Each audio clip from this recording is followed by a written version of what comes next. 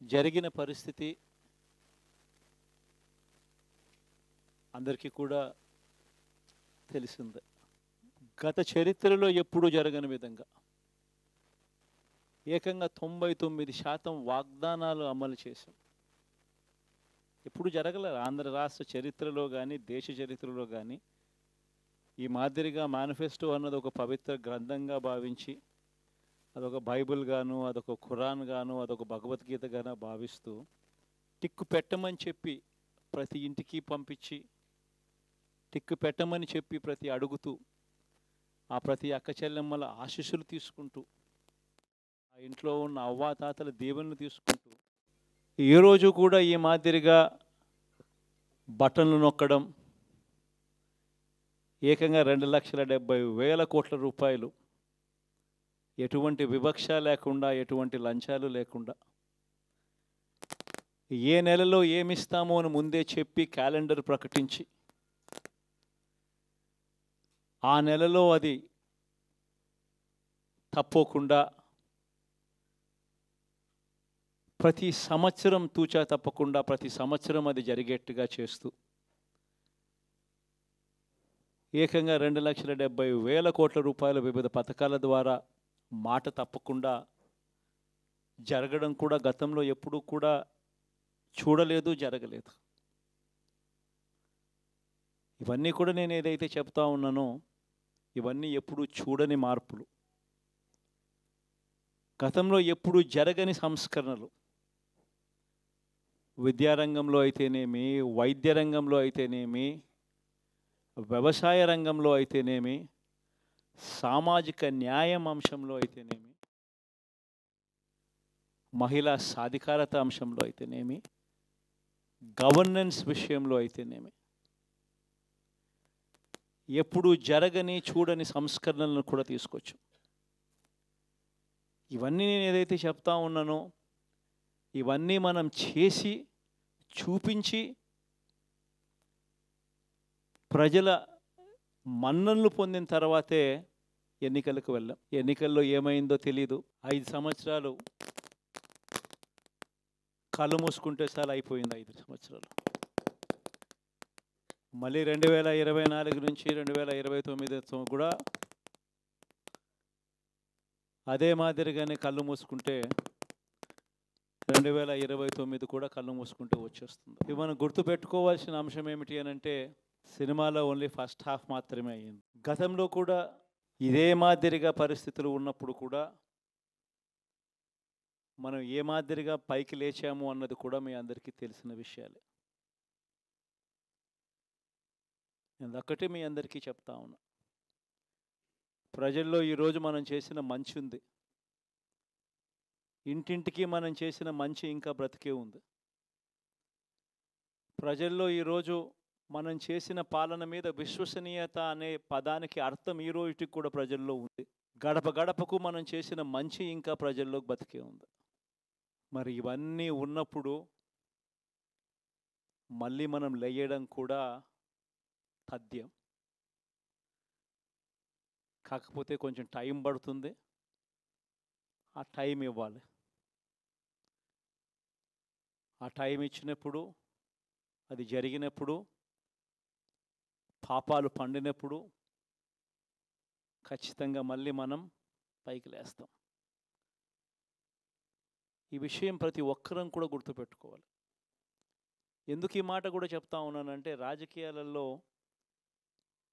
అన్నిటికన్నా ముఖ్యమైన అంశం క్యారెక్టర్, విలువలు, విశ్వసనీయత. ఈ పదాలకు అర్థం తెలిసి ఉండడం రాజకీయాలలో చాలా అవసరం. రాజకీయం అంటే ఎల్లవేళలా అధికారమే కాదు.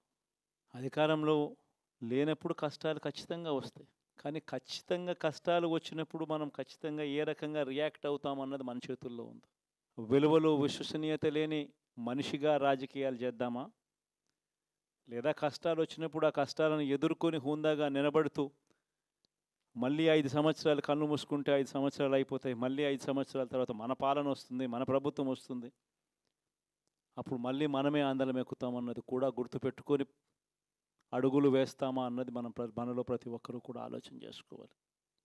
ఇదే మన ప్రభుత్వం అధికారంలో ఉన్నప్పుడు కులం చూడలేదు, మతం చూడలేదు, ప్రాంతం చూడలేదు, రాజకీయాలు చూడలేదు. చివరికి ఏ పార్టీకి ఎవరు ఓటు వేశారు అన్నది కూడా చూడకుండా ప్రతి పథకము కూడా డోర్ డెలివరీ చేయించాం మనం. అర్హత మాత్రమే ప్రామాణికంగా తీసుకొని ప్రతి పథకము, ప్రతి మంచి కూడా ప్రతి ఇంటికి డోర్ డెలివరీ చేయించాం. అలా ప్రతి మంచి, ప్రతి పథకము డోర్ డెలివరీ చేసిన ప్రభుత్వం మనదైతే, పాలన మందైతే, ఈరోజు కేవలం వాళ్ళ పార్టీకి ఓటు వేయలేదు అని మాత్రమే, ఓటుకు వేయకపోవడమే పాపం అన్నట్టుగా ఈరోజు రావణ కాష్టం సృష్టిస్తూ ఉన్నారు, విధ్వంసం చేస్తూ ఉన్నారు, ఆస్తులు నష్టం చేస్తున్నారు, కొడతా ఉన్నారు, అవమానిస్తూ ఉన్నారు. ఇవన్నీ శిశుపాలుని పాపాల్లో భాగాలుగా ఇవన్నీ అప్పుడే పాపాలు మొదలయ్యాయి. ఒకవైపున మనమేమో మనకు ఓటు వేయకపోయినా కానీ ఏ రోజు కూడా డిస్క్రిమినేషన్ చూడలేదు.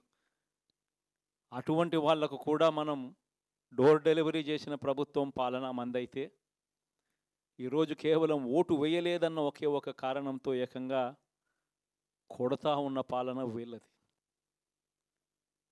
ఈ పాపం ఊరికే పోదు. రెండవ పాపం చంద్రబాబుది కూడా అప్పుడే పండింది. బహుశా కేంద్రం ఈ రకమైన కేంద్రంలో ఈ రకమైన పరిస్థితులు బహుశా ఎప్పుడు ఉండిండవేమో. ఈ రకంగా కేంద్రంలో 240 ఎంపీలు మాత్రమే వచ్చిన పరిస్థితులు, రాష్ట్రంలో ఏకంగా వీళ్ళకు కూడా ఈ మాదిరిగా మంచి నెంబర్లు వచ్చిన పరిస్థితులు, ఎన్డీఏలో మళ్ళీ చక్రం తిప్పుతా ఉన్న పరిస్థితులు. ఇలాంటి పరిస్థితుల్లో కూడా ప్రత్యేక హోదాను అడక్కపోవడం చంద్రబాబు చేసిన మరో పాపానికి కూడా మరో నాంది. ఇలాంటి పరిస్థితుల్లో కూడా ప్రత్యేక హోదా మనం అడిగి తెచ్చుకోలేకపోతే రాష్ట్రంలో ఏ ఒక్క యువకుడు కూడా క్షమించడు చంద్రబాబు నాయుడు. మనం కొంచెం ఈ పాపాలు పండేదాకా మనం గట్టిగా దీన్ని నిలబడగలిగితే, ముందుకు తీసుకొని పోగలిగితే ఈ పోరాటాన్ని ఆటోమేటిక్గా శిశుపాలుని 100 పాపాలు ఫాస్ట్గా ఎరోడ్ అయిపోతాయి. కాబట్టి ప్రతి ఒక్కరూ ఈ విషయాలన్నీ గుర్తుపెట్టుకోమని కోరుతాం. ఇవన్నీ బహుశా నేను చెప్పేటివన్నీ కూడా మీ అందరికీ కూడా తెలియనేటివి కాదు. కేవలం నేను మీ అందరికీ గుర్తు మాత్రమే చేస్తా ఉన్నా. కష్టాలు రావడం అన్నది సర్వసహజం. కష్టాలు ఇలా మనం ఎదుర్కొని నిలబడడం అన్నది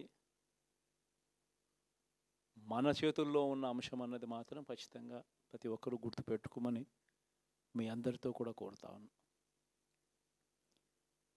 శాసనసభలో, చట్టసభలో మీ సభే అన్నిటికన్నా ముఖ్యమైన సభ అవుతుంది.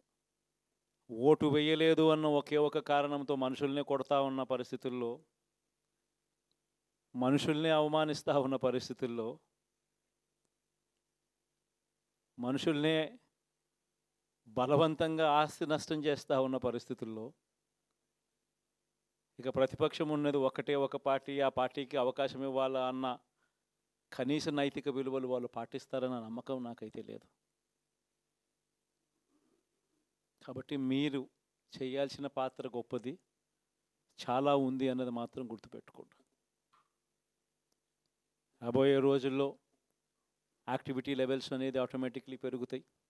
రాష్ట్ర వ్యాప్తంగా ఉన్న కార్యకర్తలందరినీ ఎవరినైతే వాళ్ళు ఇబ్బందులు పెట్టారో ఖచ్చితంగా వాళ్ళందరికీ మనోధైర్యం ఇస్తూ వాళ్ళ గ్రామాలకు వెళ్ళి వాళ్ళకు తోడుగా ఉండే చేసే కార్యక్రమాలు జరుగుతాయి. రాబోయే రోజుల్లో ఇంకా టైం గడిచే కొద్దీ ప్రజల్లోకి వెళ్ళే కార్యక్రమాలు ఇంకా ముమ్మరం అవుతూ పోతాయి. చివరికి ప్రజల్లోనే ఉంటాం. ప్రజలతో కలిసి పోరాడే కార్యక్రమం వేగంగా టైం గడిచే కొద్దీ మనము వేగంగా అడుగులు ముందుకు వేస్తాం. ఒకటి మీ అందరికీ చెప్తా ఉన్నా,